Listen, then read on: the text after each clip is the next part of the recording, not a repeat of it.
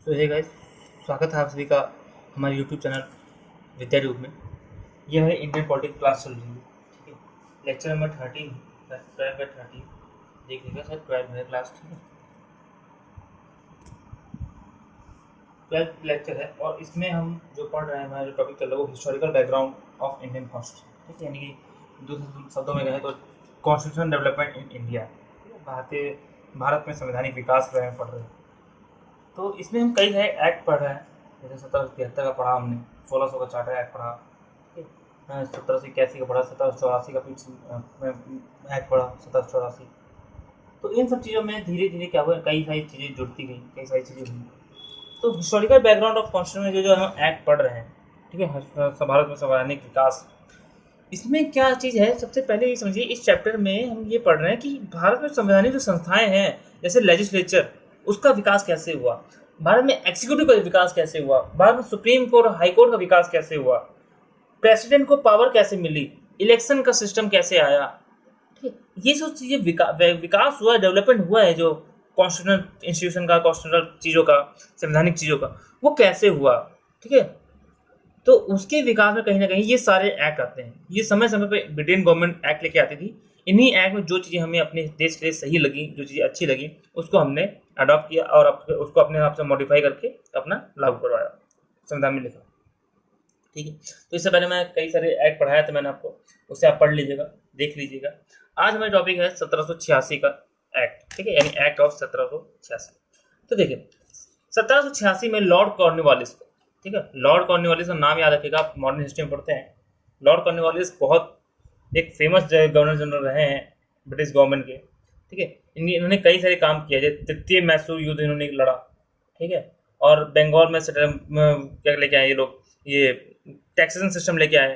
ठीक है, तो ये 2-3-4 काम है इनके बहुत ज़्यादा फेमस। तो 1786 में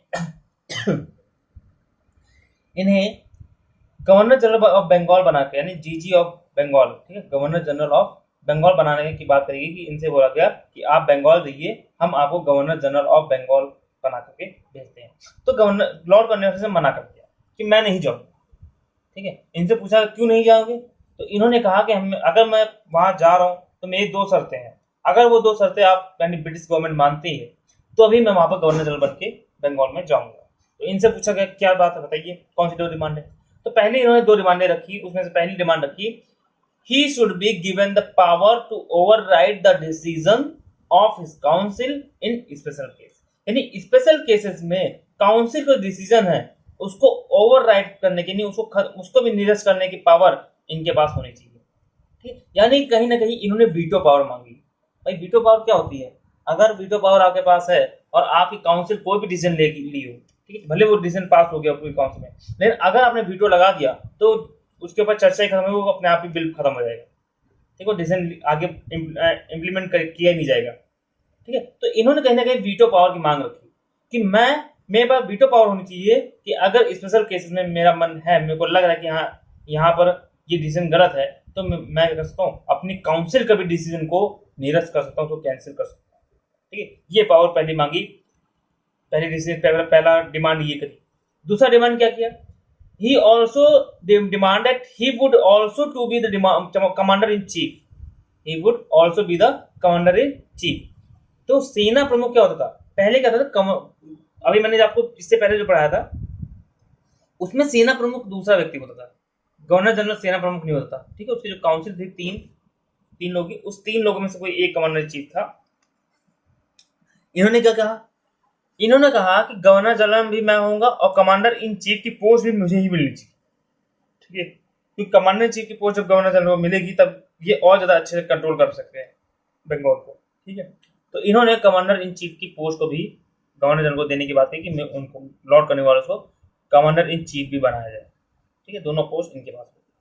तो इन्हीं दोनों डिमांड के लेकर के, दोनों डिमांड को ब्रिटिश गवर्नमेंट ने मान लिया, एक्सेप्ट किया, और इन्हीं डिमांड को लागू करने के लिए उन्होंने अपना एक एक्ट बनाया 1786। और उस एक्ट में यही दोनों चीज लिखी थी कि जब वीटो पावर दे दी जाती है और कमांडर इन चीफ का जो पोस्ट है वो गवर्नर जनरल को दे जाते हैं, यानी लॉर्ड कॉर्नवालिस को दे जाते हैं।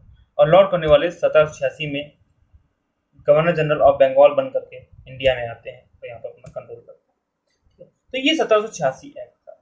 यहाँ पर मेन परिणाम क्या निकला, यहाँ पे आपको मेन चीज वीटो पावर की दिखी कि यहाँ पे वीटो पावर कॉन्सेप्ट आया, ठीक है। दूसरा, commander in chief governor general हो गया, ठीक है, यानी कि कहीं ना कहीं गवर्नर जनरल की पावर और बढ़ गई। ओके, अब आता है अगला टॉपिक 1793 का charter act, charter act of 1793, ठीक है। इसके फीचर्स के बारे में पढ़ेंगे।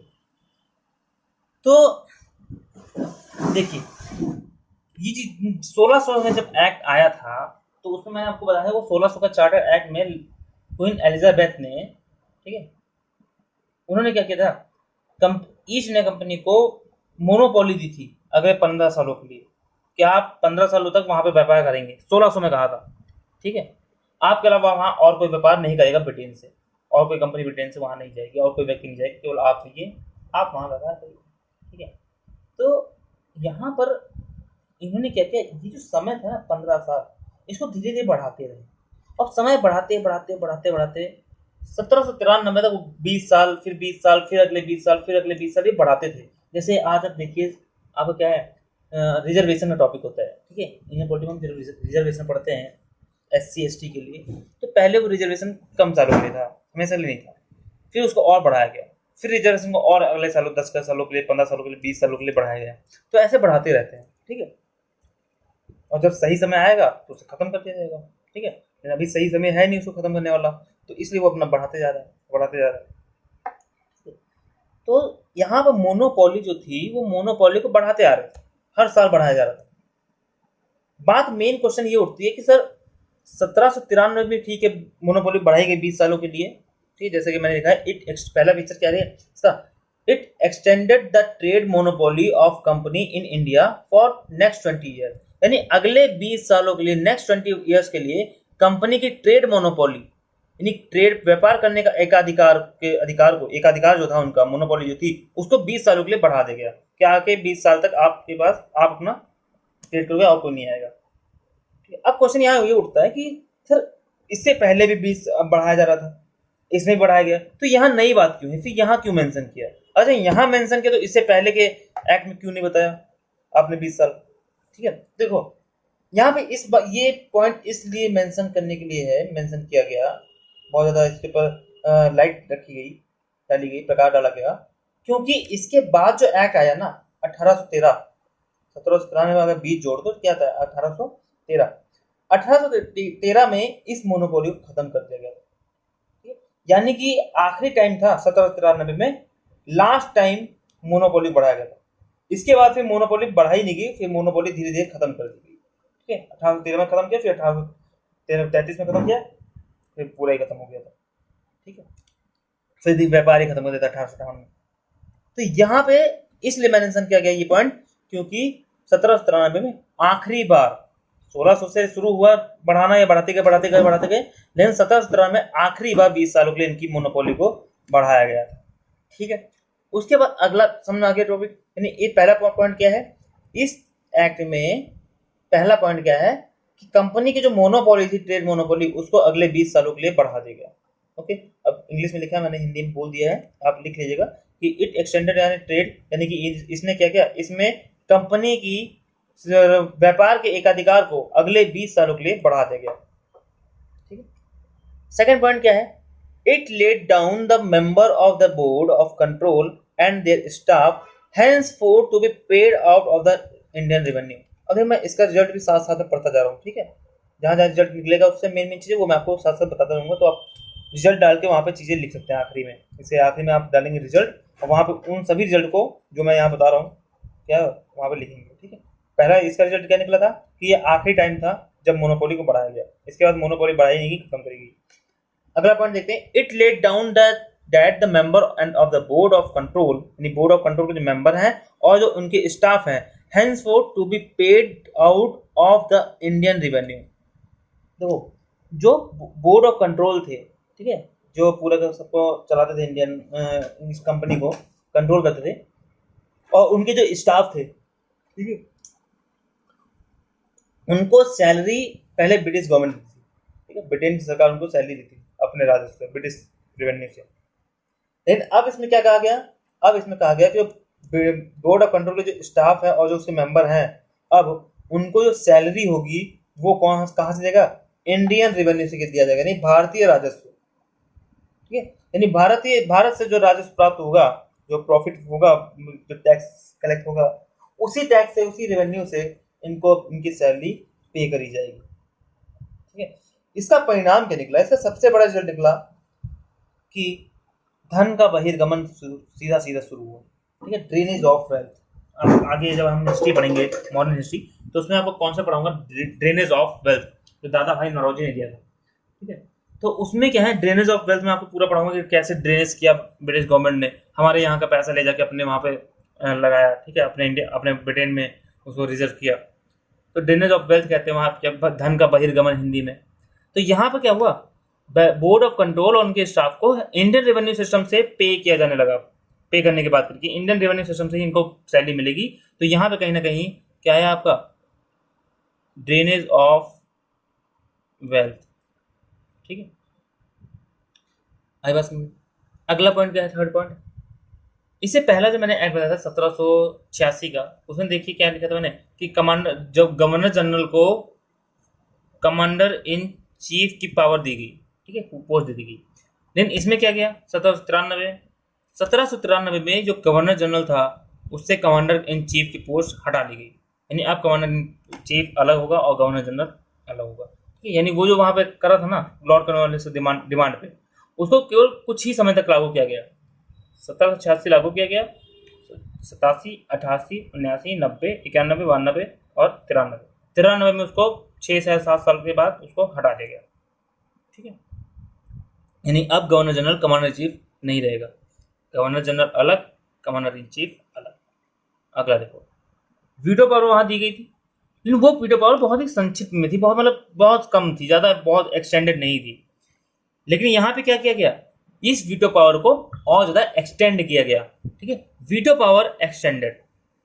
यहाँ पर वीटो पावर को, जो over riding power of the governor general थी, उसको एक्सटेंड कर दिया गया। यानी कि अब जो है गवर्नर जनरल शांति व्यवस्था के लिए, यानी पीस के लिए, सिक्योरिटी के लिए और ब्रिटिश क्षेत्र के भलाई के लिए वीटो पावर का यूज कर सकते थे। ठीक है, पहले कम करते थे, इतना ज्यादा यूज नहीं कर पाते थे, लेकिन अब शांति स्थापित करने के लिए भी पीस वीटो पावर, सिक्योरिटी के लिए भी वीटो पावर कर सकते थे, और welfare of the British state, यानी ब्रिटिश क्षेत्र के लिए, ब्रिटिश राज्यों के लिए की भलाई के लिए वीटो पावर का यूज किया जा सकता था। ओके, यानी कि वीटो पावर को एक्सटेंड किया गया। ठीक है, यानी तो इसका रिजल्ट क्या निकला? कहीं ना कहीं वीटो पावर आपकी इंपॉर्टेंट पावर बन गई और आपका इसको और ज्यादा स्ट्रॉन्ग करके स्ट्रेंथ किया गया। ठीक है, स्ट्रेंथ बढ़ाई गई इसकी, पावरफुल किया गया, एक्सटेंडेड किया गया। ठीक है, यानी इसके क्षेत्र को बढ़ाया गया। पांचवा पॉइंट क्या है? Fifth point, all political action of company under the British government. यानी कि अब कंपनी जो भी राजनीतिक कार्य करेगी, ठीक है, कंपनी तो है इंडिया में काम कर रही है, अब कंपनी जो भी राजनीतिक कार्य करेगी वो किसके अंडर में, किसका काम माना जाएगा? ब्रिटिश क्राउन का काम माना जाएगा।